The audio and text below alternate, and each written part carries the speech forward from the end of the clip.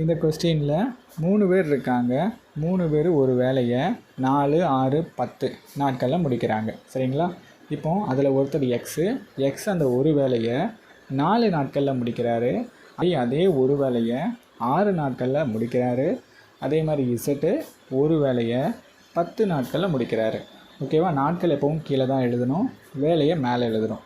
3 பேரும் ஒன்றா சேர்ந்து முடித்தா அப்போ எக்ஸும் ப்ளஸ் ஒய் ப்ளஸ் இசட் ஒன்றா சேர்ந்து அப்படிங்கிறதுனால ப்ளஸ் போட்டுக்கிறேன். அதே மாதிரி இந்த சைடும் போட்டுக்கலாமா? 1/4 ப்ளஸ் 1/6 ப்ளஸ் 1/10. இப்போ அடுத்து அந்த வேலையை முடித்தால் அப்போ ஒன்றா சேர்ந்து அவங்க முடித்தா அவங்களுக்கு 3100 ரூபா நான் கொடுக்குறேன். சரிங்களா? எனில் அவர்கள் அந்த தொகையை எப்படி பிரிச்சுப்பாங்க அப்படிங்கிறதா கொஸ்டின். இப்போ நம்ம என்ன பண்ணணும் அப்படின்னு பார்த்தீங்கன்னா, ஃபஸ்ட்டு 3 பேரும் ஒன்றா சேர்ந்து எவ்வளோ நாளில் முடிப்பாங்கங்கிறத கண்டுபிடிக்கணும். இப்போ நம்ம அதுக்கு இது எல்லாத்தையும் என்ன பண்ணணும்? கூட்டணும்.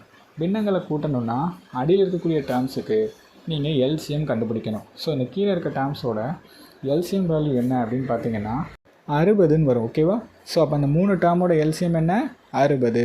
நீங்கள் என்ன பண்ணணும்னா இந்த 60 காமனாக கீழே எழுதிக்கிங்க. So divided by 60. இந்த 4 எதால் பெருக்குனா 60 வரும்? 15ஆல் பெருக்குனா வருமா? ஸோ 15ன்னு எழுதிக்கிறேன். ப்ளஸ் இந்த 6 எதால் பெருக்குனா வரும்? 10ஆல் பெருக்குனா வரும். இந்த 10 6ஆல் பெருக்குனா 60 வரும். இப்போ இந்த 15 அப்படிங்கிறது எக்ஸ் வேலை செஞ்ச பங்குகளின் அளவு. ஓகேவா? அப்போது 15 அப்படிங்கிறது எக்ஸோட பங்கு, 10 அப்படிங்கிறது ஒய்யோட பங்கு, 6 அப்படிங்கிறது இசட்டோட பங்கு. அப்போ 3 பேரும் ஒன்றா சேர்ந்து எவ்வளோ பங்கு வேலை செஞ்சாங்க அப்படின்னு கேட்டால் இந்த 3 டைமையும் கூட்டிடுங்க. 31 பங்கு வேலை செஞ்சுருக்காங்க. அப்போ இந்த 31 பங்கு வேலைக்கு நான் 3100 ரூபா கொடுத்துருக்கேன். ஒரு பங்கு வேலைக்கு எவ்வளோ கொடுத்துருப்பேன் அப்படின்னு பார்த்தீங்கன்னா 100 ரூபா கொடுத்துருப்பேன். சரிங்களா? இப்போ எனக்கு எக்ஸ் தெரியும். எத்தனை பங்கு வேலை செஞ்சுருக்கான்? 15 பங்கு. ஒரு பங்குக்கு 100 ரூபான்னா 15 பங்குக்கு எவ்வளோ? 1500 ரூபா வருமா? சரி. அதே மாதிரி ஒய் 10 பங்கு வேலை செஞ்சுருக்கான். ஒரு பங்குக்கு 100 ரூபான்னா 10 பங்குக்கு எவ்வளோ? 1000 ரூபான்னு வருமா? சரி. அடுத்து இசட் 6 பங்கு.